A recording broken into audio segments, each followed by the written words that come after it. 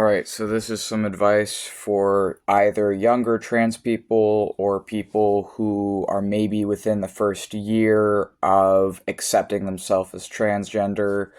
I am now, I believe, 3 years out of the closet, around 3 to 4 years out as trans. I'm also roughly maybe two-ish years, and this is rough estimates for these things, on testosterone. And I want to say that some of the things that helped me personally the absolute most as a gender fluid trans man myself, and I don't think this just applies to me, but I think this might be able to help some other trans people out there, is first of all, stop listening to cis people on trans issues. What I mean by that is stop expecting cis people to get it. Stop expecting people who are not transgender to understand being transgender and to educate you on being transgender. Like, just fucking stop. Because they don't. And they're not going to. And a lot of these people, even some of the people that present themselves as your allies earlier on, might stab you in the back and leave you wondering why someone who's presenting themselves as your friend would do that to you. And I would say, to save yourself all of that grief, stop expecting them to get it. Like, truly stop expecting them to validate you and to validate your experience, because a lot of them genuinely do not fucking get it, and you can't make them. Like, you can't force someone who isn't willing, or who thinks that they get it, or who thinks that they're an ally but really isn't.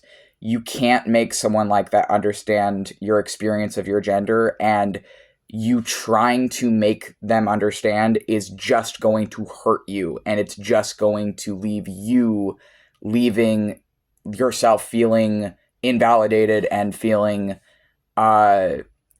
And I think instead of doing that, what you should do instead of trying to rely on cis people to understand you in that way, instead start studying history. Start learning, even if it's just like the main stuff, like learning about Sylvia Rivera, and our ancestors, like some of the people of the past, and the AIDS pandemic and crisis of the 90s. Even if it's just learning about like one or two of these people, the main people, learn about Stonewall.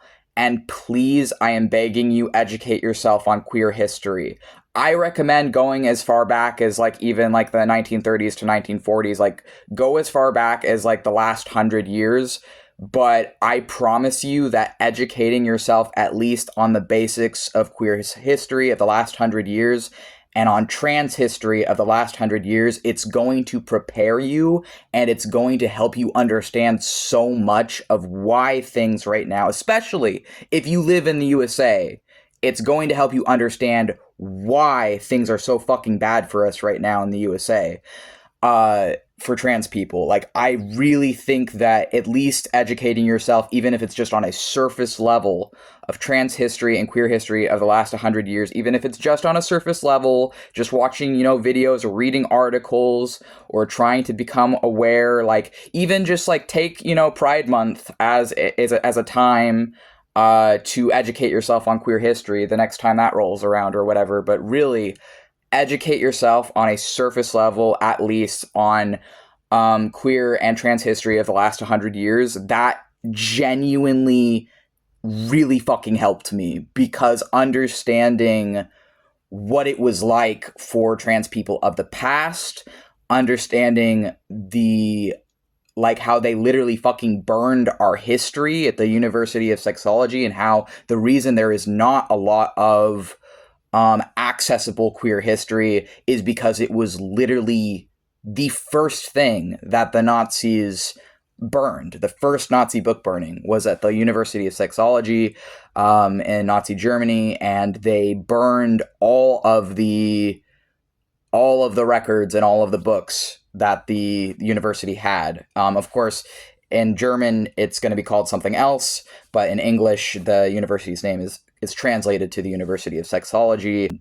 I think that even just understanding that and looking back at major events and understanding how the rights have been gained for the LGBT community, and how the rights that have been gained for the LGBT community have been gained through fighting against the government, and have consistently been gained by fighting and rioting and like risking like our individual safety to gain those rights, like fighting against the establishment, not working within the establishment. I think that studying queer history will help you to understand why things are the way they are for us. And I think that this is going to help you a lot more than trying to passively appeal or politely or peacefully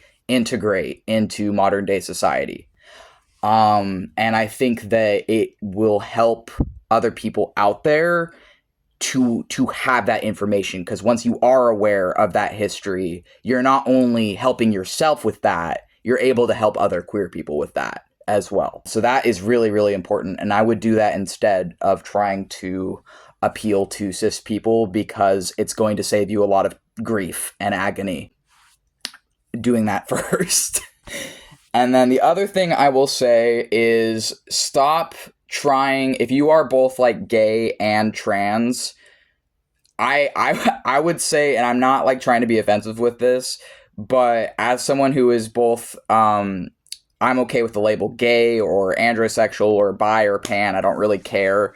I'm pretty loose with my, I guess, sexual labels, and with my gendered labels, the ones that I most often use would be gender fluid, trans man, trans masc, and transgender, just saying that I'm transgender, right? And so I think that for me, a problem I struggled with earlier on, because of the way that we're taught in this society of the USA, we're taught to see gender in a very binary way, and we're taught to see sexuality in a pretty binary way as well. And I would say that for me, something that was holding me back is I always knew that I was attracted to men. Even before I knew that I was a man, I was attracted to men. And eventually I also realized that I'm attracted to women as well. And then in time I realized I'm also attracted to non-binary people. I would say try dating other queer people. Try dating other transgender people or other transgender and queer people, because I'm, just speaking from personal experience here, but the relationships that I have had with other transgender and other queer people have been some of the healthiest and best relationships that I've had. Not all of them. I will say I've had and experienced sexual violence from other queer people before. So just because someone is LGBT doesn't mean that they're necessarily safer than someone who is not. But I would say, if you find someone who is the same kind of queer as you, if you find someone who experiences the world in the same ways that you do, I believe you'll be safer, or it's reasonable to assume you may have a better experience with someone like that versus someone who, is like, if you're trying to force yourself to date someone who is like straight or cis when you are not, that could lead to issues. The things that have really helped me the most is understand why things are the way they are, is studying our history. And then the things that has helped me to live and to be happy is, even if it's not romantic partnerships, surround yourself with other people who are like you. Find other people who are like you. And I know that's easier said than done. I know that's fucking hard. But in order to survive all the shit fucking going on in the USA, criminalizing our existence right now, trying to write us out of existence in an executive order, you need to find other people in the same demographics as you who are going to protect you, who are going to have your back. And I know that's fucking hard, because capitalism isolates all of us, tries to separate all of us, tries to keep information away from us, media control and censorship and everything. And odds are the people around you are not going to be other LGBT people or other queer people. But try building community, finding community with other queer people, because you need community to endure this totalitarian empire. And I would say that how I did that is I started just at the level I was able to. So I started with like online groups, and then I moved away from that because I found that was not good for me. That was not right for me. I started going to in-person groups. I made connections through that. A lot of those groups, as shit has become less safe for trans people, those groups became less safe as our so-called allies did not defend us and did not step up. And I'm finding that's a consistent fucking issue for a lot of trans people, is that allies are not defending us or not protecting us when the time comes to show that they're more than just empty flattery or empty words, that they're actually going to be willing to help us fight for our rights or help defend us against violence or defend us against oppression. In my case, at least, I found that they don't fucking do that they don't actually care. Empty words, but no action to back that up. And at least in my experiences, I'm at the point where I don't even fucking trust allies anymore. Like, honestly, I'm at the point where if someone even calls themselves a trans ally, my initial, like, internal response to that is to be highly skeptical of that person.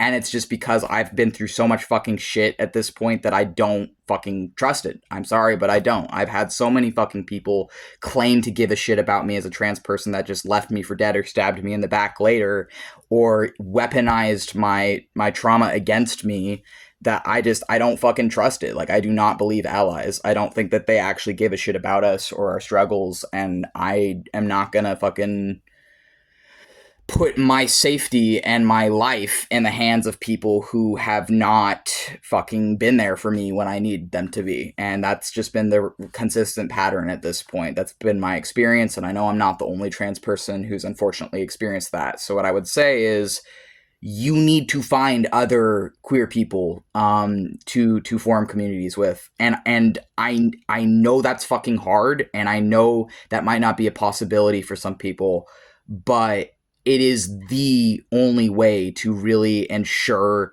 outside of just like, you know, doing everything for yourself, fully taking care of yourself, the other people who have the same life experience as you, who face the same discrimination as you, who know what it's fucking like, are and obviously, you know, even in our own communities, there's people who fucking attack and hurt and cause problems with other people in the community. But if you can find a close-knit group of friends to help you through the harshness, that is going to be really good for you. The other thing I will say is, stop engaging with things online that cause you grief, mental distress, trigger your trauma, or are not worth your time and energy. And I understand this is way easier said than done, because all of these apps are literally chemically addictive, and it's not your fault that assholes are coming after you, spewing transphobia or whatever the hell else it is at you. You can't help the fact that people are going to say shit about you, going to villainize and scapegoat you, going to attack you for publicly existing as a trans person. However, what you can do is choose and learn how to handle it. And I know that's really fucking hard because I'm currently in the process of learning all of that, and it is a process. But as much as it sucks, and it really does suck, I feel like if someone says shit, it's better to delete it or hide it or get rid of it than entertain people or respond with emotions to people who are just trying to get that response. Like, they are trying to hurt you with that. They're trying to get a response. These people who are doing this online are sometimes bots. Sometimes it's paid Russian trolls, because that's a thing happening right now where a lot of these hateful, ridiculous comments and things are coming from people who are being paid to just stir up hostility among the U.S. It's a real thing. Look into this. Don't just take my word for that. Because I thought, I'm like, what? Paid Russian trolls? That sounds fucking ridiculous. That can't be real. And then I looked into it and I was like, whoa. So I know it's way easier said than done, because I have shit even on this very YouTube channel that is responding to hate, that is responding to fucking cyber harassment. And the thing is sometimes I choose to handle that differently, and how you choose to handle that is up to you. You are not going to be able to stop people from saying shit, but you just have to take care of yourself and be rest assured in yourself and in your sense of self, and not let them crack that. And I know that's fucking hard, because it's really not different from if someone just walking down the street goes up to you and starts yelling at you or saying shit. And that's happened to me too, being I guess what some would call, I guess, visibly queer, or people assume, I guess, just looking at me, that I'm different. So people have walked up to me and started shit with me. And it's really not that different from when people do that online, and people don't understand that. They don't get that cyber harassment is not different than if someone like verbally accosts you in the street. At least not for me, because I've experienced both, and they're both pretty fucking shitty. But yeah, so take care of yourself. And if you need to take long breaks from the internet, month breaks, if you need to delete all these apps, if, take care of yourself, and don't let other people tell you what you need to do to take care of yourself. Listen to your body, listen to what your body is telling you about things, and take the time you need to take care of yourself. Because unfortunately in this world, the systems and the people and everything that claims to be there to take care of us won't.